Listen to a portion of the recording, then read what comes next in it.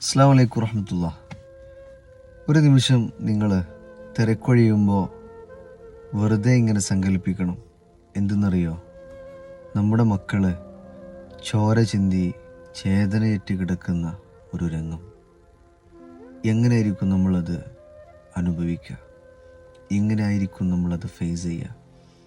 എങ്കിൽ അങ്ങനെ ഒത്തിരി കുരുന്നു മക്കൾ നിണം ചിന്തിയ ചേതനയേറ്റ ശരീരവുമായി ഇപ്പോഴും ഗസയുടെ തിരുവോരങ്ങളിൽ കിടക്കുന്നുണ്ട്. ഒരുപക്ഷെ മയ്യത്ത് മറമാടാൻ പോലും ആളില്ലാതെ, ആ മയ്യത്തിന് വാരിപ്പുണരാൻ ഉമ്മയും ഉപ്പയുമില്ലാതെ ജീർണിച്ചു കിടക്കുന്ന അനാഥ മക്കളുടെ അനാഥമായ മയ്യത്തുകൾ.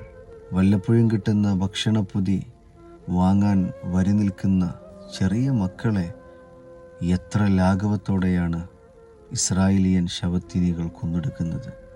ഭക്ഷണത്തിന് വേണ്ടി വരി നിൽക്കുമ്പോൾ എത്ര ദാരുണമാണ്, എത്ര ജുഗുപ്സാവഹമാണ്.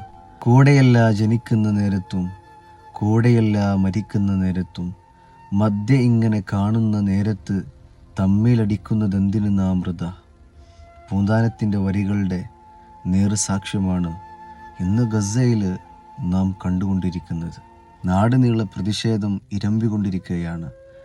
Asia, Africa, America, Australia, Antarctica, especially Europe അടക്കമുള്ള ഉപഭൂഖണ്ഡങ്ങളിലൊക്കെ നിരന്തരമായ പ്രതിഷേധങ്ങൾ ആളിക്കത്തുമ്പോഴും എല്ലാം അവഗണിച്ച് ഐക്യരാഷ്ട്രസഭയുടെ നിയമങ്ങളെ ലംഘിച്ച് ലോക യുദ്ധ നിയമങ്ങളെപ്പോലും കാറ്റിൽ പറത്തി എത്ര ലാഘവത്തോടെയാണ് ഈ ശവത്തീനികൾ ആ മക്കളെ കൊന്നൊടുക്കുന്നത്.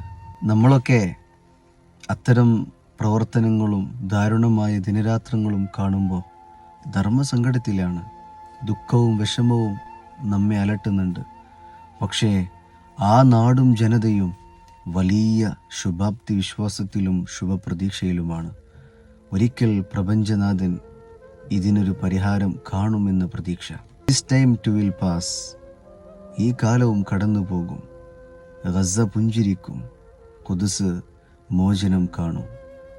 ഫലസ്തീൻ ജനത മുഴുവൻ സമാധാനവും സന്തോഷവും അലതല്ലുന്ന ഒരു ദിവസത്തെ സ്വപ്നം കാണുകയാണ്. നമുക്ക് പ്രാർത്ഥിക്കാം ആ നാടിൻ്റെ നന്മയ്ക്ക് വേണ്ടി, ആ നാടിൻ്റെ വിജയത്തിന് വേണ്ടി.